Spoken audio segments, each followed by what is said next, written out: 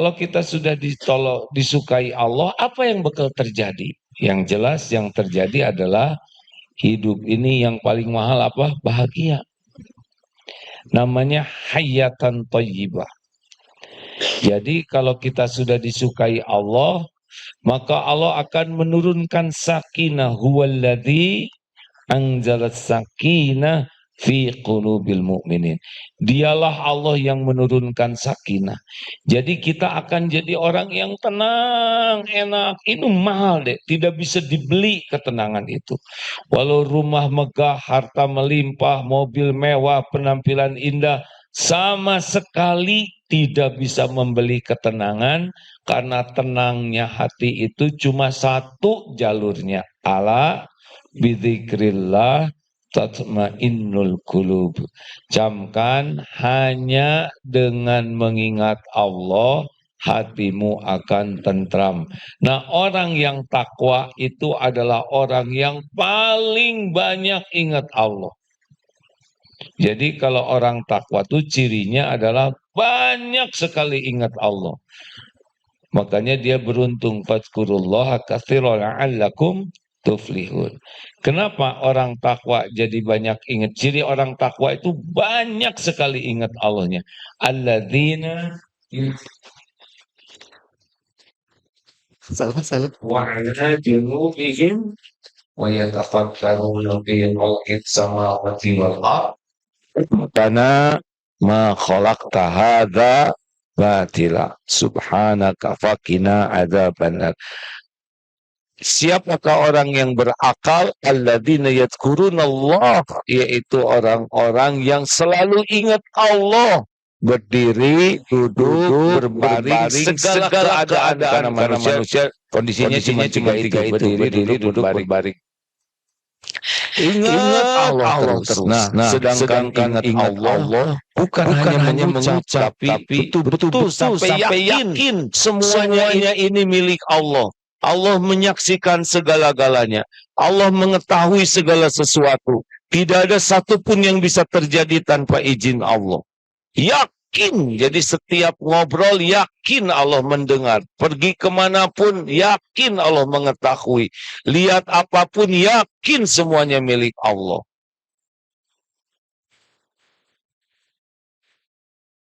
Oleh karena itu orang-orang yang takwa itu cirinya adalah orang yang tenang karena selalu ingat kepada Allah dan patuh. Makanya kunci takwa ada dua. Satu, iman. Dua, amal soleh. Makin kuat iman, makin bertakwa kalau terwujud dalam amal soleh. Amal soleh syaratnya ada berapa? Dua. Satu, niatnya ikhlas. Yang kedua, caranya ittiba kepada Rasul. Jadi begitu sajalah. Hidup ada muter-muternya cuman sekitar itu. Iman, amal soleh. Iman, amal soleh. Bahagia itu cuma dua. Iman dan amal soleh. Orang yang kuat iman dan beramal soleh disebut ahli takwa. Penampakannya seperti apa? Penampakannya berakhlakul karimah. Jadi seperti apa sih santri orang yang takwa ini? Cirinya akhlaknya berakhlakul karimah. Mulia akhlaknya. Orang bertakwa mesti nampak penampakannya akhlaknya. Nah, kalau kita Ramadan ini sukses, berarti kita akan bahagia, akhlak kita jadi mulia. Nah, begini ya santri, karena ini baru pertama kali, sebaiknya tidak ada gerakan yang tidak diperlukan. Sepakat? Karena setiap gerakan yang sia-sia itu tidak diperlukan. Min husni islamil mar'i tarkuhu malayani. Kalau ingin tahu siapa orang yang paling berkualitas Islamnya, dia akan meninggalkan perbuatan, perkataan sia-sia. Ya, ingat ciri orang yang bakal jadi penghuni surga Firdaus, surat Al-Mu'minun, Qad aflahal mu'minuna alladzina hum fi sholatihim walladzina hum 'anil lagwi mu'ridun. Jadi kalau ingin tahu orang yang bekal sukses adalah dia meninggalkan segala sesuatu yang tidak ada manfaatnya. Ya, fokus. Lalu apalagi keuntungan jadi ahli takwa? Yang jelas, selain kita menjadi hidupnya sangat tenang, adalah kita akan ditolong oleh Allah menghadapi persoalan apapun hidup ini. Coba surat At-Tolak ayat 2. Wa may yattaqillaha yaj'al lahu makhrajan. Barang siapa yang bertakwa, baginya jalan keluar. Allah tahu semua masalah kita, tahu persis. Bahkan apapun yang belum terjadi, yang sudah terjadi, ya'lamu ma baina aidihim wa ma khalfah. Allah tahu segala-galanya. Persoalan yang akan kita hadapi juga Allah tahu. Oleh karena itulah orang-orang yang bertakwa itu nggak takut oleh masalah. Karena setiap masalah terjadi dengan izin Allah. Setiap masalah ada dalam kekuasaan Allah. Dan setiap masalah hanya bisa beres kalau ditolong oleh Allah. Jadi jangan takut menghadapi hidup ini. Jangan takut, nggak ada yang bahaya. Yang bahaya itu kita tidak ditolong Allah, pasti repot. Dulu tanah di sini murah waktu kita beli, ya. Sekarang bisa 10 kali lipat. Waduh, tanah mahal. Mahal itu kalau tidak punya uang. Kalau Allah kasih, nggak pakai uang juga kebeli. Kalau Allah mau, innama amruhu idza arada syai'an ayyaqula lahu kun fayakun. Tidak ada yang mustahil bagi Allah. Tidak ada yang sulit bagi Allah. Mudah-mudah saja. Jadi, Ramadan ini membuat kita bisa jadi ahli takwa. Artinya, urusan-urusan hidup kita bakal ditolong oleh Allah Subhanahu wa Ta'ala. Enak kan? Hidup ini ringan dan berat itu bukan oleh masalah. Ringan dan berat itu ditolong Allah atau tidak. Kalau ditolong tidak ada yang susah. Coba Rasulullah SAW hanya 23 tahun. Selesai itu Jazirah Arab dari zaman jahiliyah menjadi penuh kehormatan, kemuliaan dan nyebar sampai sini. Hanya perlu 23 tahun. Kenapa bisa begitu? Karena ditolong oleh Allah. Coba dengar doanya ya. Ya Hayyu ya Qayyum birahmatika astaghits. Duhai Allah yang Maha Hidup, Al-Qayyum yang mengurus langit bumi ini terus-menerus sendiri, tidak perlu bantuan apapun, birahmatika dengan rahmatmu astaghits, tolonglah saya. Dengar, aslih li sya'ni kullah, perbaiki urusan saya seluruhnya, wala takilni ila nafsi tarfata ainin, dan jangan serahkan kepada saya walaupun sekejap mata. Jadi Rasulullah tuh apapun yang dilakukan, dipikirkan, diucapkan, diperbuat, semuanya ingin dibimbing oleh Allah. Jadilah bagus semuanya. Jelas tidak nih? Adik-adik, nggak usah takut mau zaman seperti apapun. Katanya sebentar lagi ada robot yang mirip manusia. Yes, kalau udah takdirnya ada ya apa nggak apa-apa. Katanya sekarang ada AI. Tahu AI? Apa? Artificial Intelligence. Artinya ada sejenis teknologi yang pintar, yang bisa kita nanya segala macam. Nanti akan kehilangan banyak pekerjaan. Nanti AI ini akan menggantikan. Udahlah, nggak usah takut. Kalau kita jadi ahli takwa, bakal ditolong dalam situasi apapun. Sesulit apapun, serumit apapun hidup ini, semodern apapun, secanggih apapun, gak ada masalah. Semuanya ada dalam kekuasaan Allah. Adik-adik sekarang robotnya itu udah canggih-canggih sekali. Oh, ya dengan AI ini bisa nih ceramah, wajahnya sama, suaranya sama, gerakannya mirip, padahal orangnya tidak. Hanya dengan mengandalkan foto, kemudian suara, direkayasa. Juga ada sekarang di tipu-tipuan itu ya. Dagang apa? Dagang obat rematik, meninggal kira-kira pisan. Apalagi UAS itu ya, jadi dagang garam. Ya kan? Aduh,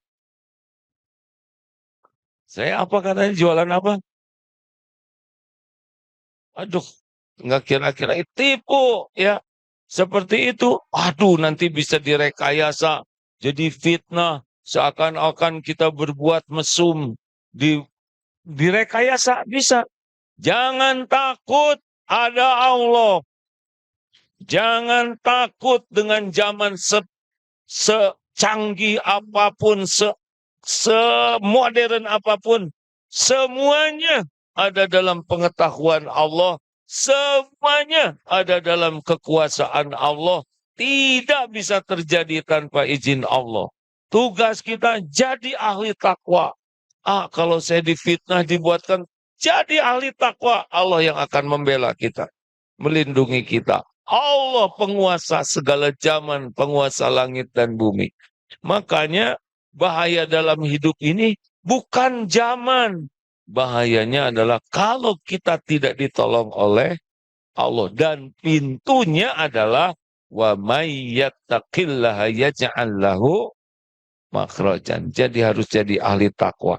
Jadi ini penting sekali jadi ahli takwa tuh hadirin. Terkesan sekali dulu ada santri. Ini benar-benar ilmu ini pelajarannya dari santri. Jadi suatu saat di mihrab di Geger Kalong, masuk lewat dari mimbar menuju keluar lewat persis seperti ini. Nah, santri sedang ngobrol. Santri tidak tahu yang lewatnya AA. Terus dalam obrolannya itu masih kecil-kecil begini, SMP. Saya sih nggak boleh jadi kiai, kata guru saya. Itu. Langsung Ate diam mendengar. Jadi mau ngapain kamu ke sini? Kata temannya. Saya sih tidak boleh bercita-cita jadi kiai, jadi ulama. Jadi mau jadi apa? Kata guru saya, kamu sih cukup jadi orang bertakwa. Masya Allah. Itu hebat, itu benar. Karena ingin jadi kiai, ingin jadi ulama, bagi adik-adik yang belum paham, sangat boleh jadi duniawi.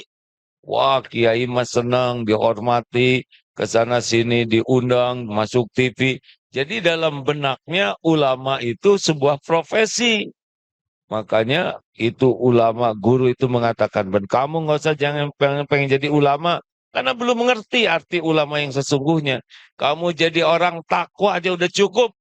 Benar. Karena kalau jadi orang takwa, dibimbing.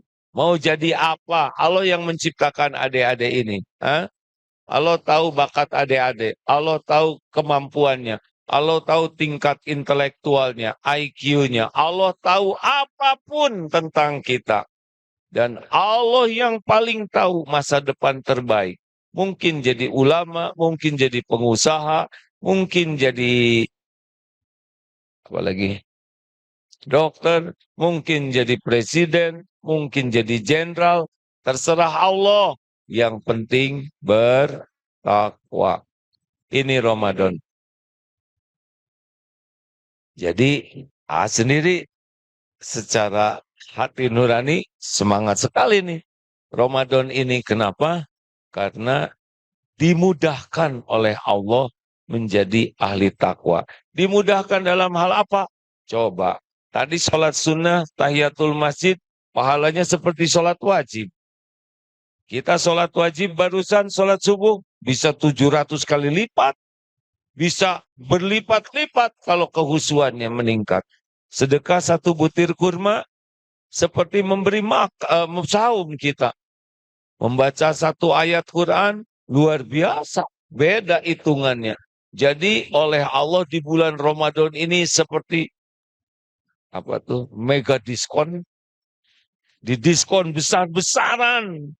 Amalan dikit, pahalanya tuh besar. Kita berbuat sedikit kebaikan, besar sekali ganjarannya.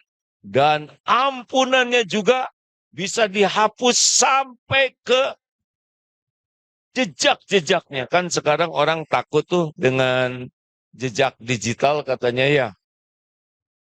Jadi apa yang harus kita lakukan? Dengar dalilnya ya.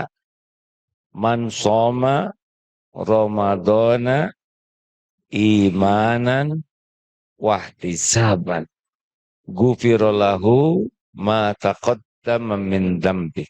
Jadi sama, man qoma Ramadana imanan wahtisaban gufirallahu ma taqaddama min dzambi. Jadi ada dua kata kuncinya nih. Yang paling penting sekarang kita sadar bahwa Ramadan ini bukan kebiasaan. Ramadan ini bukan rutinitas. Sekarang Ramadan. Seakan-akan ini sesuatu yang rutin saja. Bukan begitu. Ini Ramadan adalah perintah Allah. Ini Ramadan adalah karunia dari Allah. Ini Ramadan adalah pertolongan dari Allah.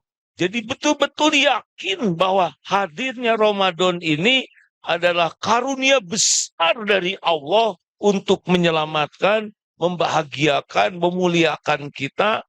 Dan yakin dengan janji Allah, Ramadan ini dosa bakal diampuni, jejak-jejak digitalnya habis, pahala melimpah ruah, doa diijabah, hidup bisa sakinah, pertolongan Allah melimpah. Jadi lihat Ramadan ini, lihat sesuatu yang dahsyat sekali. Baru itu akan menikmati Ramadan. Tapi kalau Ramadan ya datang taraweh, ngaji secukupnya, kemudian buka, sahur, itu nggak ada apa-apanya. Harus pakai keyakinan ini nikmat dari Allah, ya. Dan wahtisaban. Artinya betul-betul niatnya ini semata-mata mengharapkan pahala dari Allah. Ini kuncinya nih, Dek. Jadi jangan sampai melakukan amalan tanpa meluruskan niat. Karena ada orang yang beramal, berbuat saja. Sedekah-sedekah, ke masjid, kemudian makan-makan, tidur-tidur, ceramah-ceramah, silaturahim, tidak boleh. Tanpa meluruskan niat. Karena niat itu adalah alamat.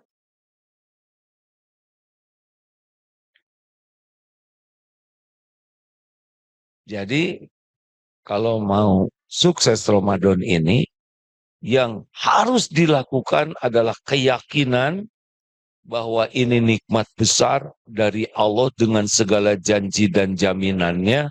Dan yang kedua, apapun yang kita lakukan harus betul-betul diniatkan mencari pahala dari Allah, mencari keriduan Allah, mencari apa yang Allah janjikan.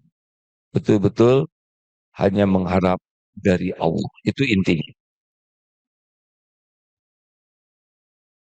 Tidak banyak orang yang meluruskan niat. Banyaknya orang berbuat saja. Padahal ketika sahur, ya Allah, saya sahur. Semoga menjadi penguat ibadah saya untuk mengabdi padamu. Saya sahur karena Engkau, ya Allah. Tanya, ada yang pernah sahur meluruskan niat tidak? Wudu. Harusnya wudu benar-benar pakai niat. Ke masjid, ya Allah, saya menuju masjid rumahmu. Saya lakukan ini semoga Engkau ridho. Semoga Engkau terima setiap langkah ini, ya Allah. Jadi benar-benar diberikan, dilakukan untuk Allah. Baca Quran. Ya Allah, saya niat membaca Quran karena Engkau. Engkau maha mendengar, Engkau maha memperhatikan. Jadikan setiap huruf yang hamba baca, betul-betul Engkau ridho. Sudah tidak pusing lagi tuh penilaian orang. Karena kita fokusnya setiap huruf menjadi jalan pendekat ke Allah.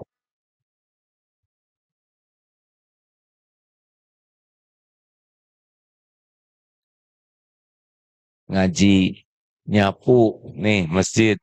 Ya Allah, ini rumahmu. Saya niat nyapu, saya niat ngepel rumahmu, membersihkan rumahmu. Engkau maha melihat. Semoga engkau ridho, ya Allah. Keren tidak gitu? Oh, keren sekali ya, Dede. Nikmat itu. Maaf ya, sini airnya kan dingin. Jadi nyoba tuh, mantap. Ya Allah, saya bersihkan tubuh ciptaanmu ini. Di hati, jangan di toilet. Pakai bicara.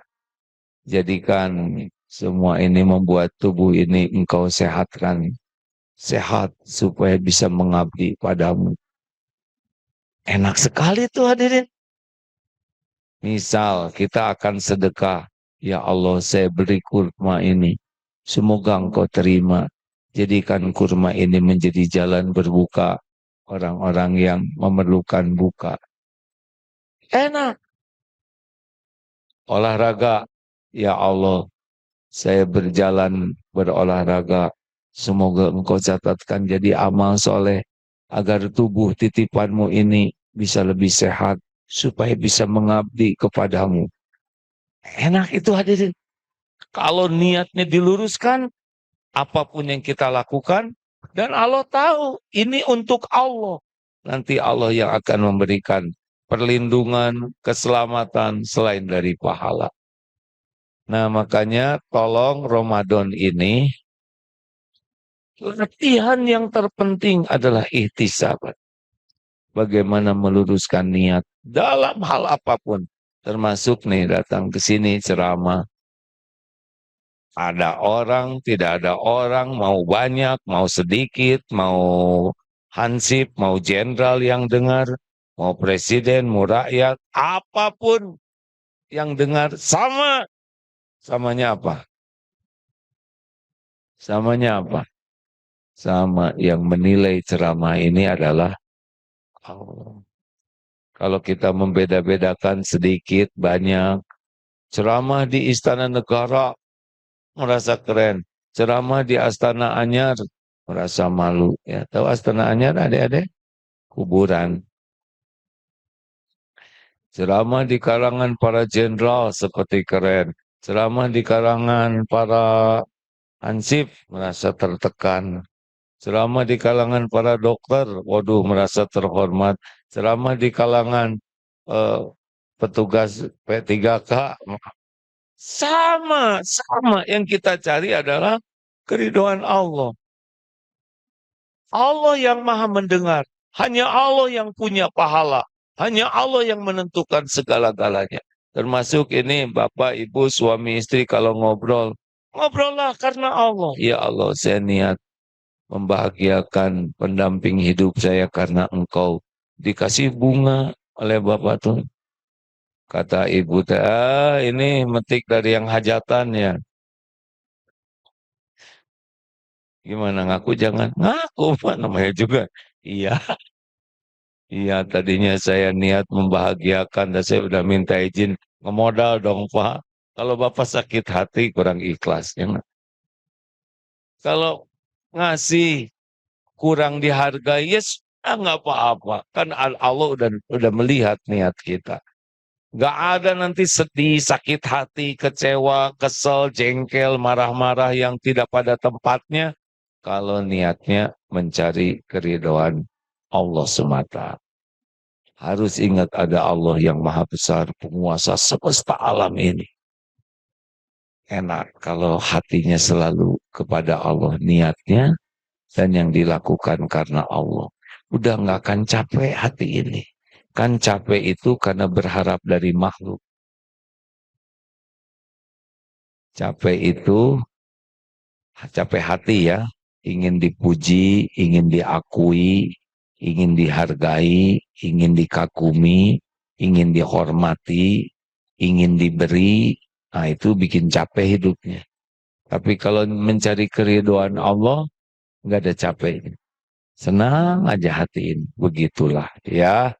Baik, ada pertanyaan tidak nih? Hari Ahad, besok, pekan ini, Ahad bukan? Ahad depan, Ahad ini tidak ada kajian di Eko Pesantren 1, biasa datang. Nanti insya Allah ke depan ya, pekan pertama bagi teman-teman dan warga yang mau ikutan, pekan pertama subuhnya di sini nih, di Ekos 2, di Masjid Blue Mosque Darut Tauhid ini.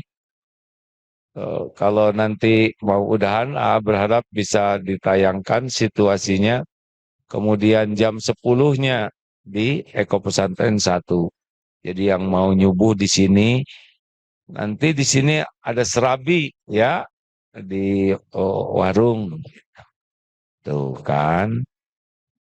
Insya Allah ini nikmat sekali. Semalam itikaf di sini rasanya mau tidur sayang ya karena enak, nggak tidur ngantuk begitulah.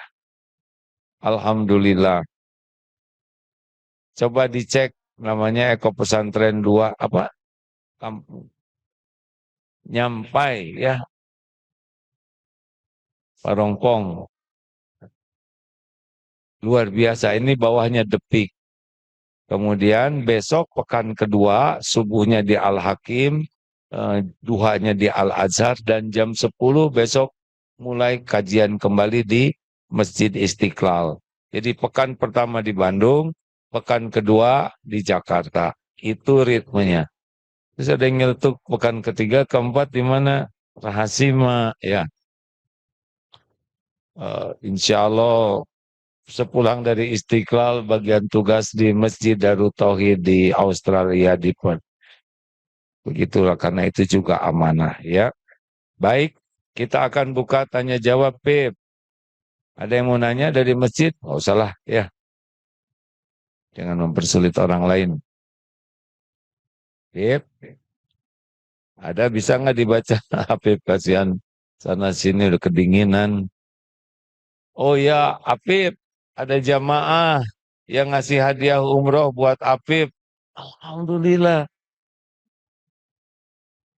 Karena lihat Afif, pada jarang kelihatan di medsos, tapi kelihatan pak pikpak jam 4 tadi udah naik motor, bawa kamera 2, ya, boncengan, nyiapin dari pagi. Allah Maha melihat, tiba-tiba digerakkan seorang hamba, itu katanya Afif, kalau mau umroh nanti diongkosin.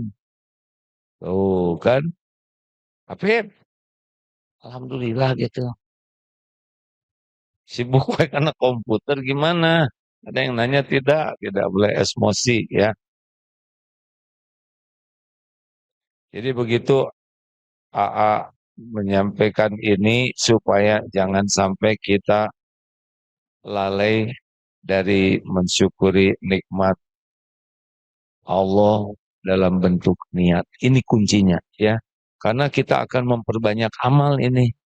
Tapi tidak jarang kita taraweh tidak jelas niatnya. Baca Quran tidak jelas. Bulatkan dulu niatnya. Sampai ya Allah. Itu tuh zikir ya. Jangan lupa meluruskan niat itu zikir. Dan zikir yang sangat penting dibanding amal itu sendiri. Niat ini menjadi ruhnya. Innamal a'malu. Jadi justru kalau kita tidak pakai niat ini. Bisa bukan untuk Allah ini. Ceramah ini bisa bukan untuk Allah. Ini sejak bisa nggak ada apa-apanya.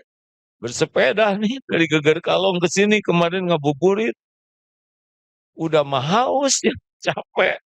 Kalau tidak diniatkan untuk mencari keridhaan Allah, pahala itu cuma dapat capeknya. Ibu hamil. Berapa bulan, Bu? 11 bulan?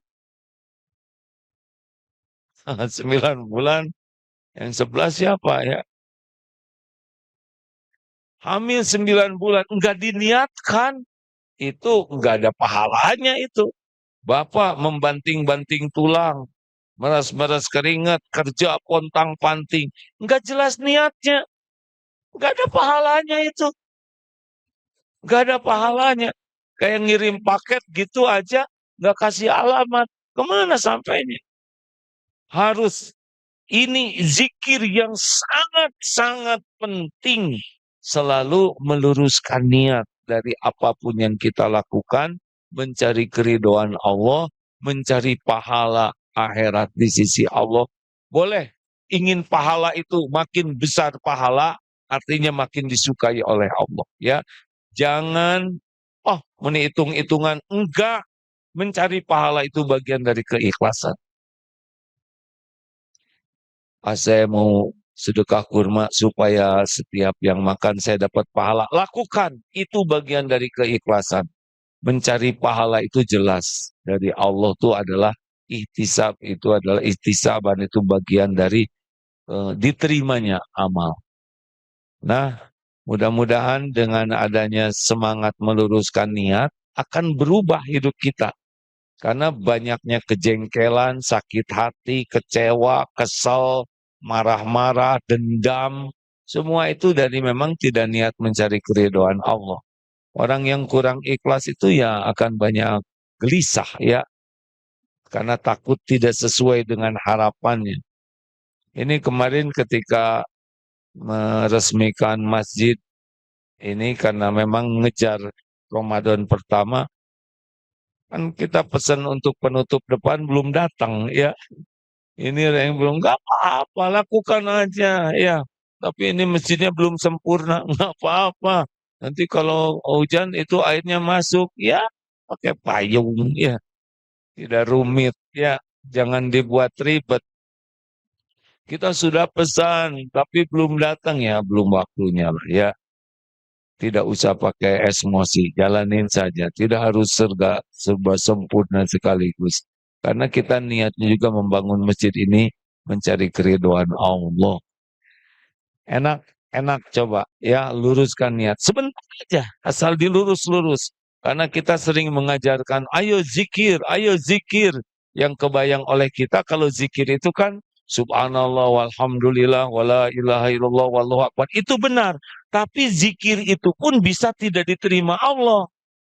Kalau niatnya untuk diakui orang sebagai ahli zikir. Subhanallah, subhanallah, subhanallah. Tapi hatinya tuh bukan ingat Allah, tapi ingat orang. Maaf ya, imam. Kalau tidak serius mencari ridho Allah, ini imam bisa berantakan. Apa niatnya? Ingin pamer suaranya yang merdu, lagamnya yang mirip dengan Imam Masjidil Haram. Ada yang ngotot pengen jadi imam karena ingin diakui orang bagaimana lagamnya itu lagam yang seperti Imam Masjidil Haram. Ada yang ingin pamer kesempurnaan tahsinnya. Jadi selama ngimamin tuh yang kebayang tuh sempurna tahsin. Ada yang ingin pamer merdu suaranya. Jadi nggak ingat ke Allah. Ar-Rahman. Ada yang ingin pamer khusyuk. Wabi ayyi rabbikuma. Pura-pura nangis ya supaya orang lain tahu ini imam khusyuk. Jadi bisa acting itu ngimamin tuh. Bisa nggak ingat Allah sama sekali. Dan selain nggak ada pahalanya, Allah bisa murka. Padahal ngimamin. Padahal 1 juz sekali ngimamin. Jadi kalau mau belajar zikir, di antaranya adalah belajar meluruskan niat. Bagaimana supaya ikhlas? Satu, latihan untuk tidak usah ingin diketahui orang.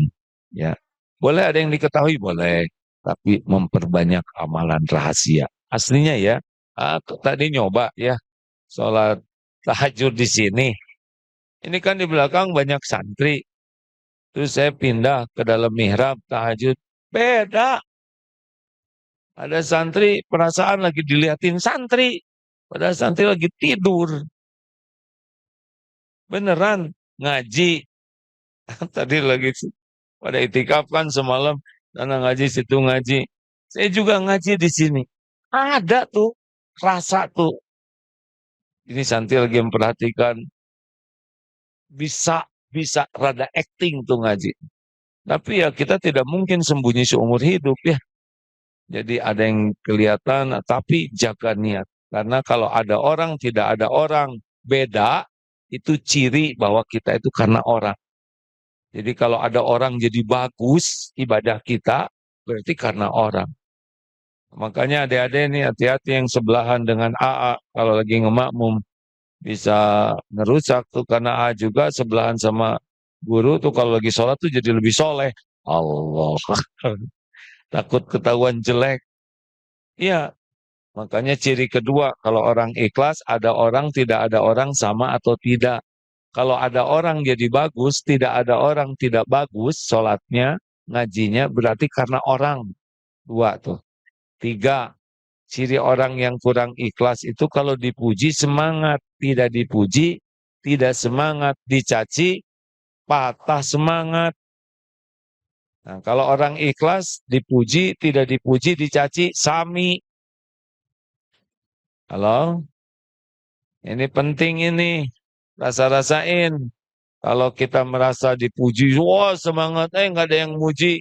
Jadi nggak semangat, dihina, jadi patah semangat. Berarti kita karena makhluk. Empat, jangan ingin dihargai. Nggak usah pengen diperlakukan spesial. Yang jadi ustadz, misalkan saya beli ke warung. Saya Ustadz Darul Tauhid, kalau bisa didiskon. Apa-apaan? Justru Ustadz ngasih dong. Sama pedagang minta diskon. Saya juga pernah, Deng. Tapi nggak usah pakai profesi. Bilangin, kata Agim, diskon enak aja. Nggak boleh kita ingin diperlakukan spesial hanya karena kita punya, misalkan punya hafalan, punya posisi di dalam ibadah. Jangan, jangan, jangan. Dah, lempeng aja. Enak sebetulnya hidup lempeng-lempeng tuh, ya. Asli, ya. Kemarin ujian Pak Anies waktu ke sini kan ketika datang, wah dihormati orang. Nah itu Pak Anies sendiri nggak biasa aja ya.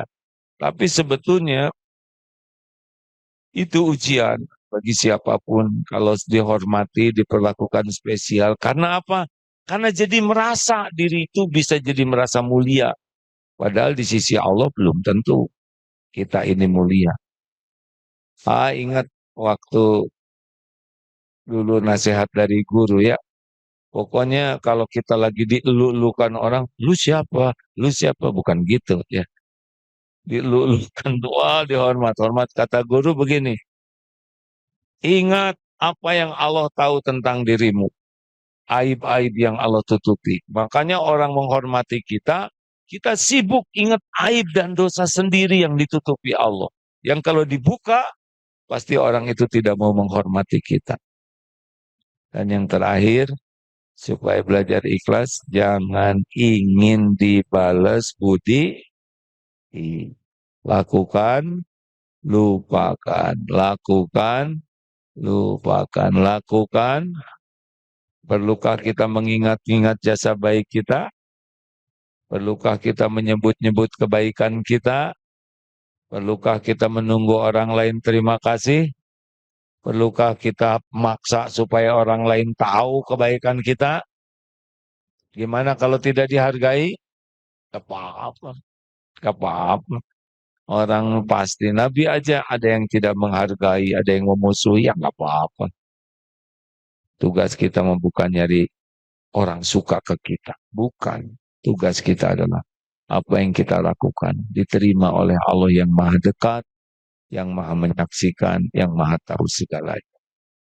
Demikian sahabatku sekalian, semoga Allah menerima saum kita, sholat kita, amal-amal kita. PR-nya adalah selalu luangkan waktu untuk memeriksa niat, meluruskan niat, mengevaluasi niat. memperbaiki niat di awal, di tengah, bahkan di akhir. Ya, bolak-balik ini harus diperbaiki lagi. Karena di awal ikhlas, di tengah bisa kurang ikhlas. Di tengah awal ikhlas, di tengah ikhlas, sesudahnya malah ada yang muji jadi kurang ikhlas lagi. Jadi harus dijaga sebelum, sedang, dan sesudah. Sebelumnya banyak roja. Ketika sedang beramal, roja dan khauf, harap dan takut. Tapi sesudah beramal, khauf, takut. Allah menghapus apa yang kita lakukan. Terima kasih sahabatku yang baik. Sampai jumpa di Istiqlal pekan depan ya. Insya Allah. Jam 9, jam 10. Bagian jam 10. Tapi sebelumnya sudah ada ulama lain. Demikian subhanakallahumma bihamdik. Asyhadu alla ilaha illa anta astagfiruka wa atubu ilaik.